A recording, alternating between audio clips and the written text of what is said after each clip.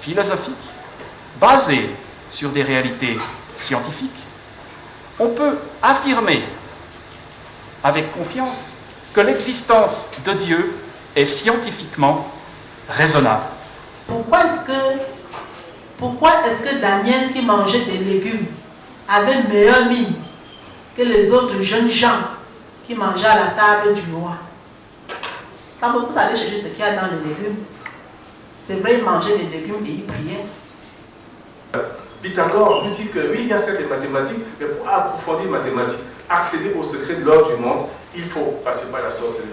Et Pythagore était un sorcier. Ces éminences grises ont coalisé leur intelligence samedi 7 novembre pour tenir en haleine un public éveillé et dynamique, venu assister et participer à la conférence publique organisée sous le thème Big Bang, création, un regard chrétien sur l'origine de l'univers. Il concerne justement ces rapports science et foi.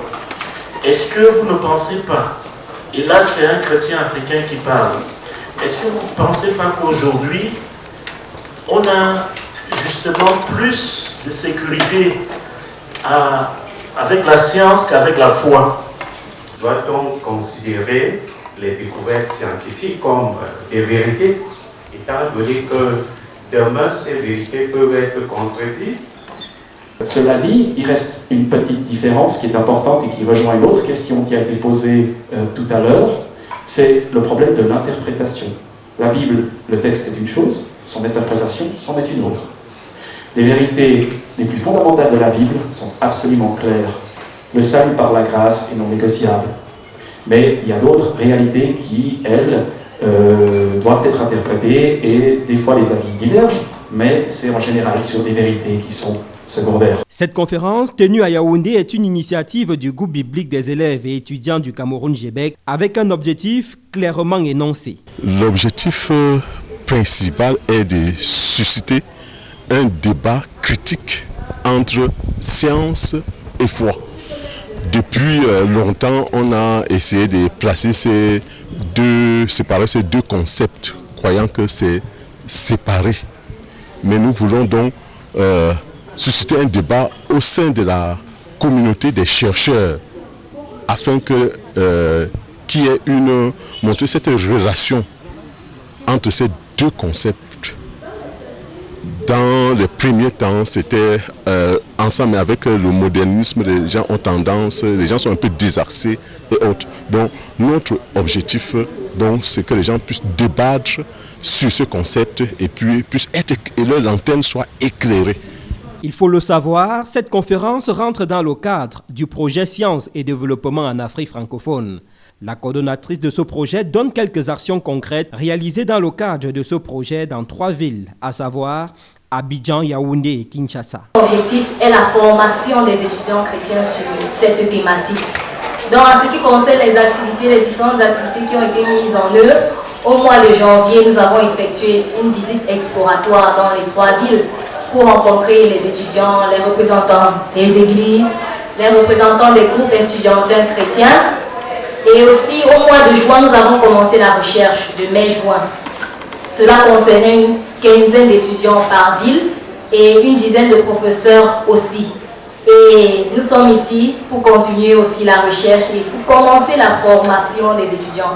Ça a commencé à Abidjan du 1er au 3 octobre, qui s'est soldée par une conférence intitulée Albert Einstein et la religion cosmique. Puis nous sommes à Yaoundé en ce jour pour parler du Big Bang.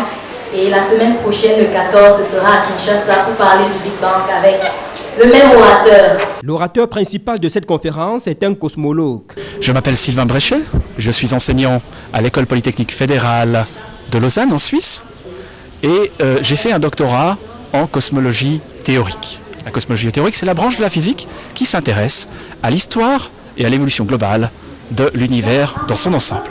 Il explique les origines de l'univers avec une aisance scientifico-biblique. L'exposé tout à l'heure visait à montrer que lorsqu'on regarde la science, en particulier lorsqu'on regarde la relativité générale, qui est la théorie d'Einstein, qui décrit ce qui se passe pour notre univers, qui décrit son évolution, on voit que notre univers, à ses débuts, provient d'un Big Bang, qui est une singularité mathématique. Et donc notre univers a un commencement. C'est intéressant de voir que ceci a été révélé par une théorie physique. Et ceci concorde avec le récit biblique. De plus, lorsqu'on regarde la structure de notre univers, on voit que pour que la vie puisse exister dans notre univers, il faut que les constantes physiques, les paramètres physiques et les conditions initiales de notre univers soient très spécifiquement, très finement réglés. On parle en anglais de fine-tuning. Et notre univers a toutes ces propriétés qui suggèrent l'existence d'un créateur. De plus, lorsqu'on regarde les lois physiques, on voit qu'elles peuvent s'exprimer sous la forme de mathématiques. Les mathématiques, c'est le langage de la raison. Et donc, notre univers est compréhensible. Le fait qu'il soit compréhensible, qu'il y ait une structure derrière cet univers, suggère qu'il y a une intelligence. Et cette intelligence, c'est l'intelligence du Créateur, de Dieu lui-même.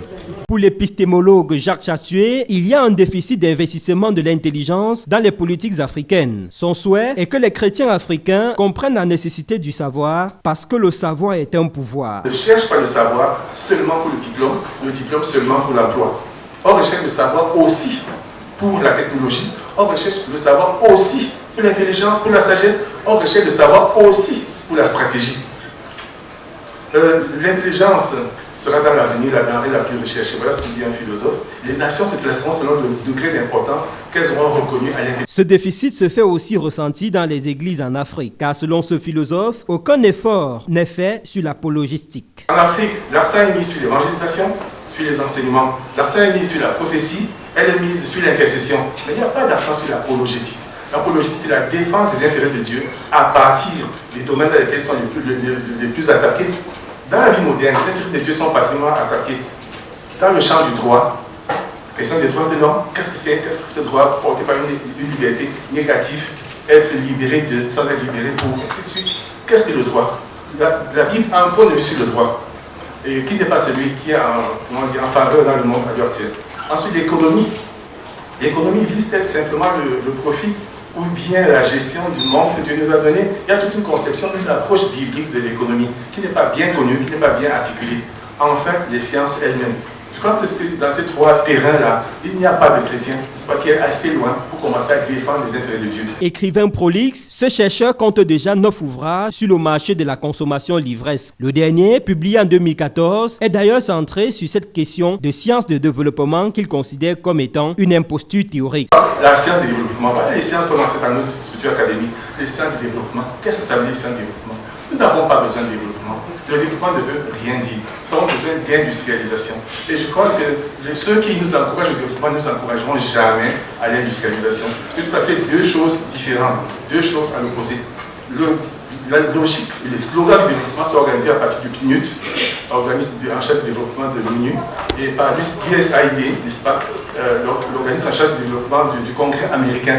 Avec tous les milliards qu'on y investit, le but réel, c'est de continuer à nous enfoncer. Et ils ne nous aideront jamais à produire cet objet. Ils préfèrent qu'on achète des objets déjà produits, et non pas les machines qui permettent de produire, non pas les machines de recherche en laboratoire qui permettent de faire des machines par lesquelles nous vendons nos propres modèles. Si on réussit à produire, on va se passer de ce qu'ils nous vendent, on va devenir réellement autonome. Sylvain Bréchet, Jacques Chatué et Alice Machebou ont offert un véritable banquet du savoir biblique à un public assoiffé de connaissances sur l'origine de l'univers. La croix.